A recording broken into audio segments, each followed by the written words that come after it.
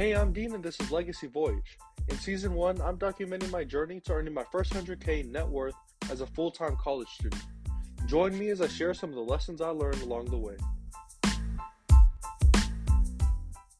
I'm going to go back to my normal format where I'm like telling stories and everything's kind of more off the cuff because low-key, I'm just strapped for time. I mean, instead of being able to spend like 2 to 3 hours on Legacy Voyage and making this podcast, it's really come down to more of like grinding everything out from the ideas and recording and editing and publishing all condensed down into like an hour. So no, it's going to be more off the cuff, but I think that way it comes off more naturally. And also, what I want to start doing is doing random voice memos throughout the week when an idea hits me or strikes me. So that way I can be able to articulate it more in the moment. And then later I can kind of philosophize about that idea more and see where it leads to. But there's a couple of ideas that I want to share. And the first one is a mental exercise that I honestly can't remember if I talked about in the last episode, but this mental exercise of your dream identity. And it's something that I've talked about for ages.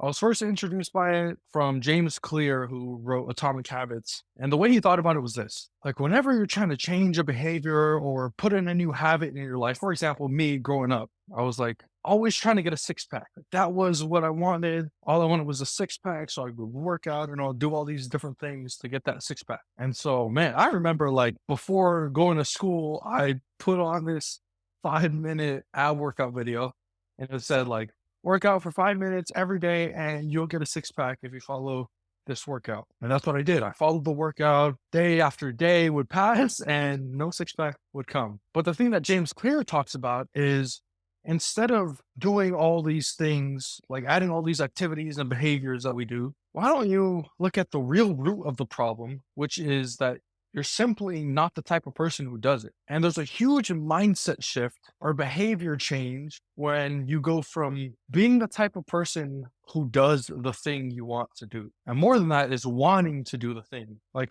in this example, instead of being someone who, oh, I'll do six-pack workouts and hopefully get it, it's becoming the type of person who is healthy. And even more than that is wanting to work out because I want to be healthy. Like all those different things that comes into this idea of a dream identity. Like, what identity do you want to embody? And so I thought about this a lot. I was like, at the end of my life, before I pass on, what types of behavior traits or habits would that person have? Or do I want that person to embody? What values do I want that person to be all about? And how can I get there? And I think this is a really powerful exercise to really ask yourself of like, okay, what are the values I want to embody? And how can I get to those values? And are the actions that I'm doing in line with those values? Are the people I'm hanging around with aligned with that type of person that I want to become, my dream identity? Because it really gets clear on what you want to do. And this gets into another thing I want to go into is this idea of focus.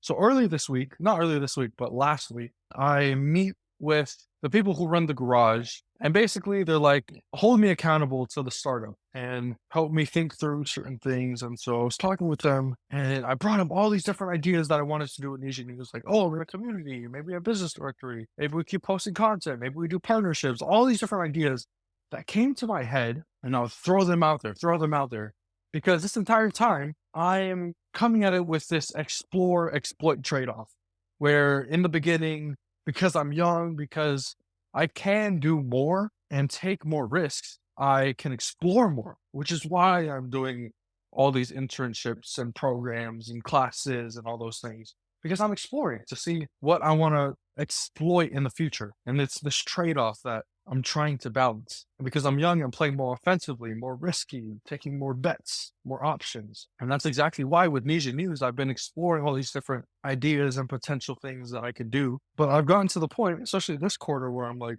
splitting my time, attention, and especially focus between all these different projects. And the big ones are the four, like got classes, which takes up a huge chunk of time. I got the startup, I got the Deloitte program, and then the search fund internship. So those are the four big projects that I'm splitting all this time and attention around. And I remember talking through this with them, and it brought me back to when one Sunday, I forgot why we talked about this. Not even, oh yeah, it was a Sunday. One Sunday, it came up in conversation of like, what does constraint mean? And what is freedom? Like a very philosophical, deep question And of course, I do some philosophizing and I come up with this analogy. It's like, pretend you have a cow, right? You're a farmer, you have a cow, and all you want to do is keep that cow safe.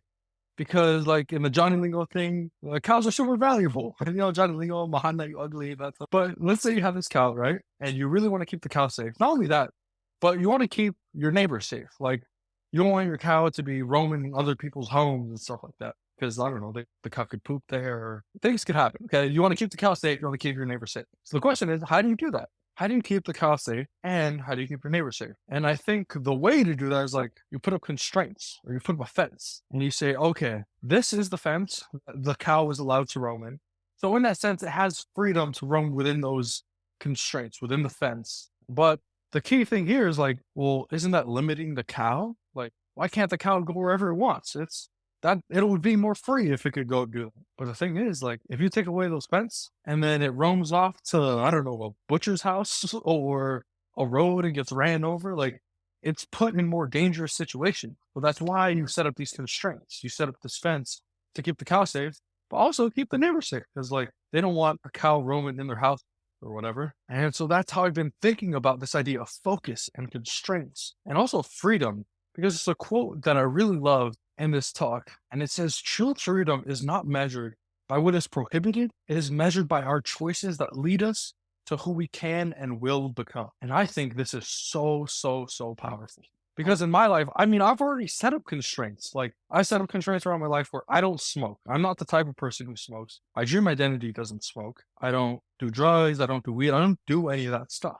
And in some sense, you could look at that like, oh, isn't that limiting? Isn't that like, you don't have freedom? But then I'm like, well, putting up those constraints, those fences around my life, my field that I can roam in, helps me narrow down and focus in and open up more opportunities to become the person I want to become my dream identity. And so, flash back to why I brought this up in the first place, this idea of focus. So I was sitting in this meeting with the people who hold me accountable with the startup stuff, and I brought up all these different ideas. I bring up all these projects that I'm working on, and the guy looks at me, he's like, straight up, Dean, look, I think this challenge is good for you because something that first-time founders struggle with is focus. Like, the same reason they become an entrepreneur in the first place is because they have all these ideas that they want to run with and they want to make the world better, all these different things. They have to come back to reality and say, okay, now which one am I going to focus in on? Because the whole point of the startup game was like trying to find truth and then scale it, is how we put it, which I thought was mind-blowing. Like, oh, what do you mean by that? Well, that's exactly what it is. Like, you find product market fit, which is you find something or build something that people actually want, and then you scale it and you deliver it to them at scale. And then he tied it back to this constraint idea, because he put a constraint on me that will hopefully filter all my decision making on terms of where I'm going to put my time. And the challenge he gave me was make $1,000 by summer through the startup.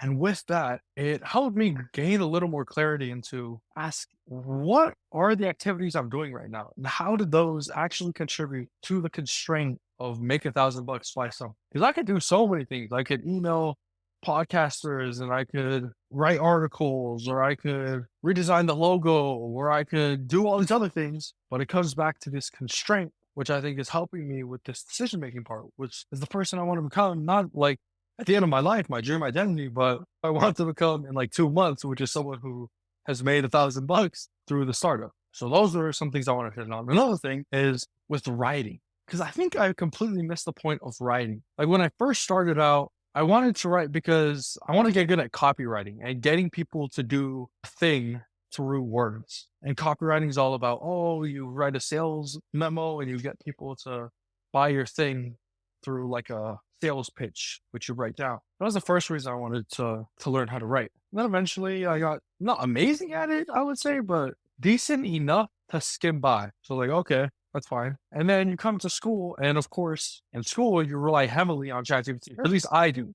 I rely extremely heavily on ChatGPT to interpret text and create ideas and generate different things, brainstorming, all that stuff. But especially with actually writing the stuff, I'm like, bro, why would I spend time on writing essays and doing all those things? Or I just ask you, hey, write this essay on philosophy of language that talks about the importance of finding meaning in different dialects, or some random thing like that. And the point is this: you don't write just to write and turn it in at the end of the day to get the letter grade. You write to learn. And it's kind of what I'm doing in this podcast right now as I'm speaking to you. It's like, as I'm saying all these ideas and speaking it out into the world, or as I go on walks and I talk to myself or talk to my dream identity, it helps me think through certain ideas that come up or concepts. Like I mentioned, this idea of a dream identity, it was me talking about it out loud that helped me think through that idea, that concept, that mental model. And is the thing that I missed about writing. Like the point of writing isn't to get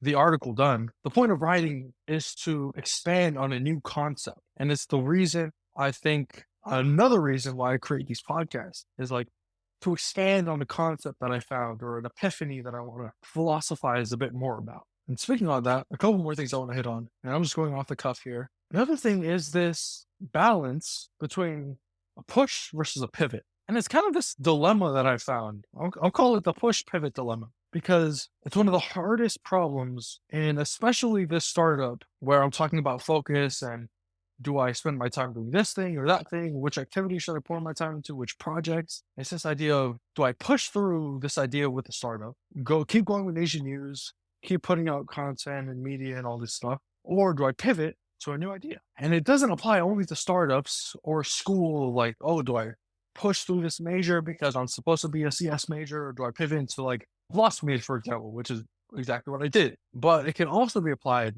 to relationships. And you say, okay, you're with someone, that person is gonna be the one. And you go through a fight, maybe two, maybe three.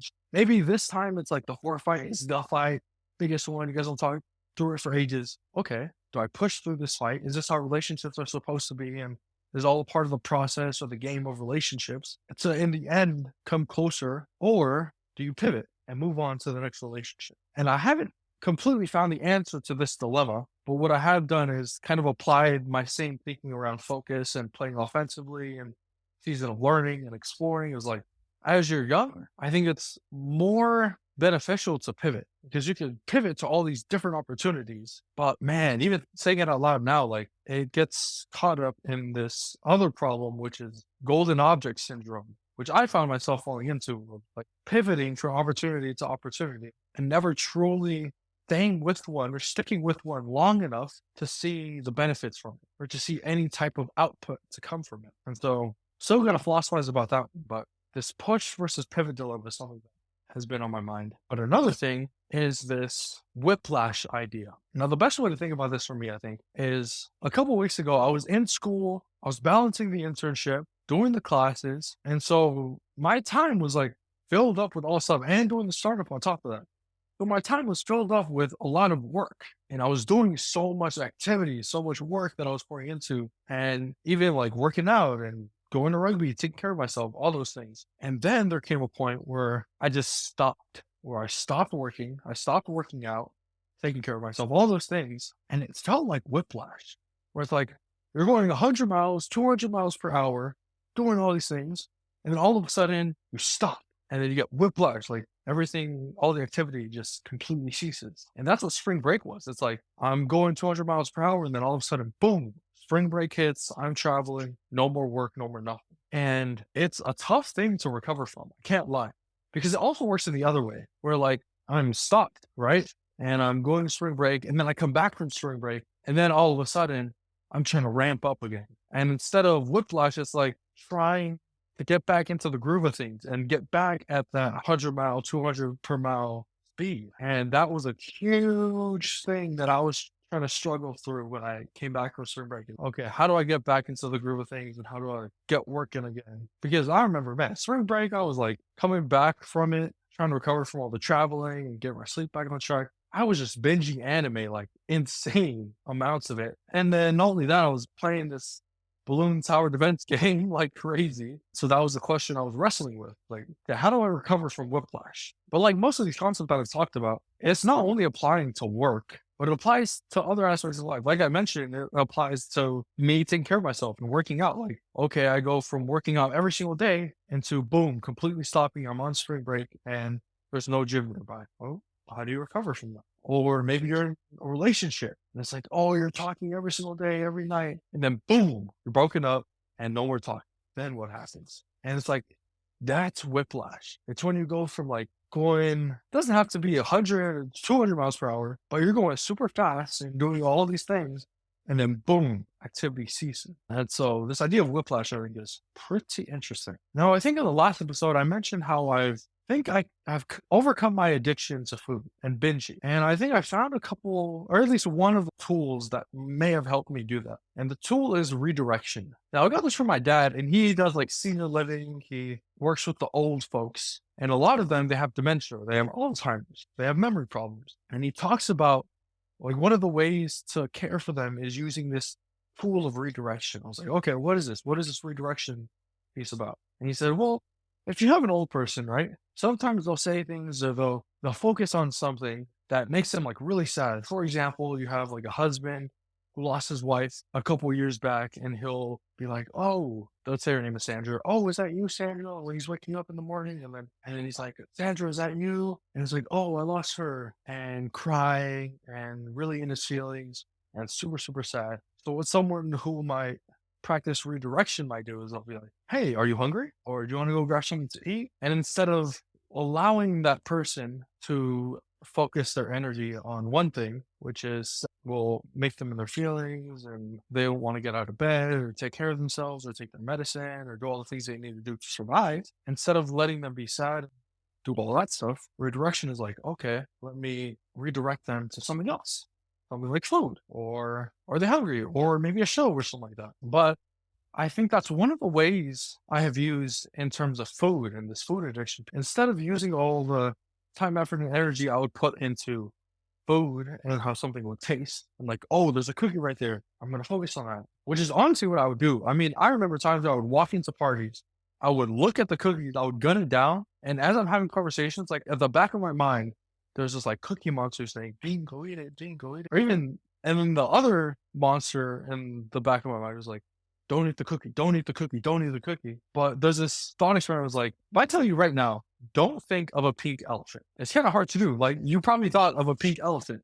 Like the reason redirection is so difficult is because it has to be like this unconscious thing. Like when you go to sleep, you don't tell yourself, go to sleep, stop thinking of stuff, because in doing that, you constantly think of more stuff. It's like, just happens. The redirection is a byproduct of you spending your time and focus on something else. And so that's what I found is like coming back into all this work and trying to balance school and taking care of myself and all these things. I have shifted my focus that I would previously put on what I'm going to eat for lunch that day and put that into projects am I going to get done in this hour? And with that, it has really helped me be like, just subconsciously forgetting about food and not being so addicted to it in that way, which is how it was before. And obviously, there's other sides of the story, other sides of the spectrum of like people who forget about food too much, and then eventually they go like the whole day without eating, and they're like super deprived of nutrients and stuff like that. But this whole redirection piece really helped me. And that's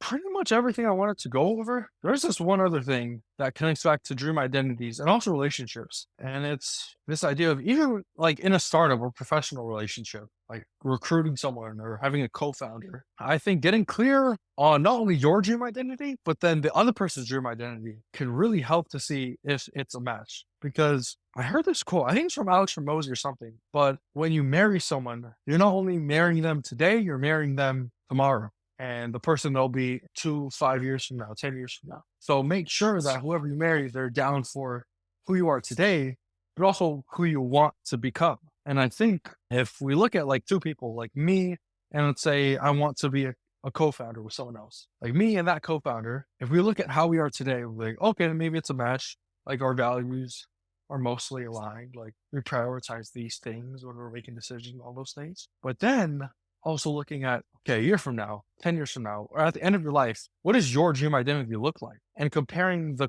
other co-founders' dream identity to mine, I think is really important when making these types of relationships, because it's an important decision. Like who you're going to partner with for this new venture, I think is a really important decision. Was to figure out, okay, are we going to match? Are we aligned in our dream identity?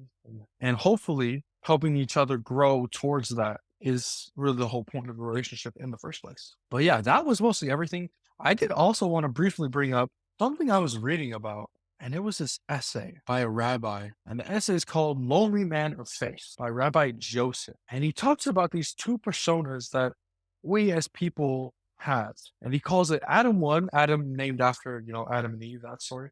He calls it Adam 1, who is driven by the need to conquer, to do all these things, achieve worldly success. And then there's also this Adam 2, who seeks connection with God through humility and faith. And he talks about this tension that lies between these two personas, these Adam 1 and Adam 2. And he says, true fulfillment is when we can balance the two. Because in his essay, he says, it's not that one is inherently way better than the other, but you need to balance them both. It's the same way that I like to think about it. Adam 1 is the one who's like super selfish and always putting himself before others. And then Adam 2 is the one who's like always putting others before himself and super selfless. And the two extremes of that is actually very, very unhealthy. Like if I'm constantly selfish, no one's gonna be around me. Like no one's gonna want to be around me or stick around me at all. And I'm gonna constantly drive everyone away. On the other hand, if I'm super selfless, then I'm not gonna have anything for myself. If I constantly give out love, I won't have any love for myself at the end of the day. And it's like, how am I even gonna give love in the first place if I don't have any for myself? And so obviously the both extremes are really tough, but it's this idea of balance. Like how do you find that? And so it got me thinking about what I was talking about for the past couple episodes, this selfish, selfless paradox. It's this paradox to be like, okay, on the one hand, it's generally a positive connotation to be selfless. Like, if I call someone selfless, it's usually a compliment, or at least they'll probably take it that way. On the other hand, if I call them selfish, they'll probably be like, what? Why do you say that? Why do you think I'm selfish? We usually have like a negative connotation to it. But realistically, like they are literally opposites. And so there's this mental model that I learned. It's called like the Christ T chart. And the way it works, and I think like replace Christ with whoever your dream identity is. But my dream identity, and we'll call him Christ, Jesus, and that person is in the center. My dream identity is in the center. And on either side, we have these virtues that we want that person to embody, or these values. And so for me, I would put like selfish on one side and selfless on the other. But when these values are pushed to the extreme, they become vices. And the quote is like, any virtue pushed to the extreme becomes a vice. But when being selfless is pushed to the extreme, it becomes, I don't know, something like, honestly, I don't know. And this is what I'm trying to think through, which is why I'm saying this out loud and trying to speak. But I wanted to bring it up now, and I'll probably philosophize it and think around this issue or topic more, and hopefully come back with something in the next episode. But this selfish, selfless paradox is something that I'm trying to think through. And this Christ T chart is like a mental model that I'm using. I'm not sure if it works because like you kind of have to bring up examples of like in the Bible, was Jesus ever selfless? I mean, of course, he like fed the 5,000 and constantly healed all these people. So like he was selfless and means he was putting others before himself. I'm not sure if there were times he was selfish. I did find examples of times where he was like taking care of himself. It was like self-care. So maybe self-care is the better virtue instead of selfish, but it's something that I'm still wrestling with, and it's the reason why I'm talking about it in the first place. So hopefully learn and expand on these new ideas. But now moving on to the updates. Let's see. First things first, updates with work. Honestly, no major changes. I mean, I reached out to a couple of podcasts, did a couple of semi-partnerships-ish. Be like, okay, we'll turn your podcast episodes into articles and promote them and publish it on News. That's one thing I'm doing. Another thing I've been doing is like having all these conversations with Pacific business owners and entrepreneurs to maybe create this community or mastermind or some sort of networking that is actually valuable for the people who are in. Like, okay, it's not just something that you add on LinkedIn and you join this group and nothing really comes out of it. It's like a proactive group that you actually want to be a part of and actually delivers value for its members. Well, that's something I'm trying to think through, and I've been talking to some people about creating this. Oh, that's what it needs to use. And then, succession, I mean, the search fund, I think, especially after all this talk about focus and constraints, I think it's best if I stop doing the internship, and I'll most likely talk with him on Friday. But honestly, I feel like I already said I would stop doing the internship and quit, but I've stayed with it. And I wanted to test things out this week. So yesterday was Monday, which is the day where I dedicate 5 hours to it. And honestly, I dedicated the 5 hours to stuff, but in those 5 hours, I did not do, like later that day, I was trying to write some essays and stuff, and I did not get around to it. So that's the thing about this, stuff and splitting time and focus and energy and effort and attention between all these things. That I want to find a way to balance everything, but I low-key can't. Not that I can, but it's very, very difficult. And so I think stepping away from Succession because it's been a great experience, but I don't think right now I have the capacity to do it. And I'm also learning different things with other projects that I'm working on. So that's probably the biggest update. I will let you know how it goes in the next episode, if I actually quit or not, and how involved I stay with, But I mean, in terms of classes and stuff, like I mentioned, I was supposed to write those essays. I didn't get around to it, so there's that. I mean, they dropped the lowest grades, so I'm gonna use those. Hopefully, they'll drop the grades that I missed for those essays. But honestly, classes are not too difficult. Not too difficult at all. It's definitely whiplash. Like trying to recover from it when I have not done classes or school in a while, like a full class load. That it's been a while, so I'm just trying to recover and get. Let's see. Next update with my people. I mean, it was Easter this past weekend, so of course I spent it with the Evanston, Chicago fam, which is always super nice. And yeah, I mean, I've definitely had less time to put towards like people stuff because of all the other stuff that I'm doing. But I don't think it's to the point right now where it's concerning, where I'm like flipping my values or priorities. But I think it's something to know. It's like I'm still taking care of my people. I'm still loving my people, which is a value of mine. And the other thing is update on myself and my health. I mean, it's been amazing. Like, I can't lie. It's been really good. Oh, this past weekend, we also had a rugby tournament. And something I've noticed with rugby is I was like debating whether to cut it out and not go to practice or games and stuff. But I was like, nah. Rugby's for the soul. I mean, I just love playing rugby. It's more of like a health thing. So in that sense, it is priority number one, like even above all the work and stuff. Rugby's super important because it keeps me healthy and I love doing it. And yeah, so we did this tournament this past weekend and took the dub, which is pretty amazing because we won 5 games. And the year before, like last year, we went to that same tournament. I think we only won like 1 or 2 games and we got smacked by all the other teams. So it was nice coming to this one and actually winning the thing. Not only winning it, but going undefeated and taking home the cup. That was pretty sick. I mean, just the mental health and stuff, like good, honestly, really good. Implementing all the stuff that I'm talking about. And I think at this point in the podcast, I've now gotten to a point where instead of talking about all these things, I'm actually trying to apply it to my life right now. And so it's not like just me constantly preaching on whatever pedestal Legacy Voyage is, but it's me trying to put it into practice and trying to wrestle with these ideas and put it into my life and apply it. And also, I think before in the podcast, it was like I would talk about these things and I wouldn't actually live it. I wouldn't actually live by the values that I like talk about. But now, like I mentioned, I think I'm more I progressed more toward my dream identity. This idea of like vertical comparison. Like I definitely compare myself to who I am now versus the person who I was a year ago. I think a big change, and I'm really happy right now with that change. It's been cool to see, honestly, on Legacy Voyage and the progressions and growth, but you know how it is. It's all a part of the game. See you in the next one.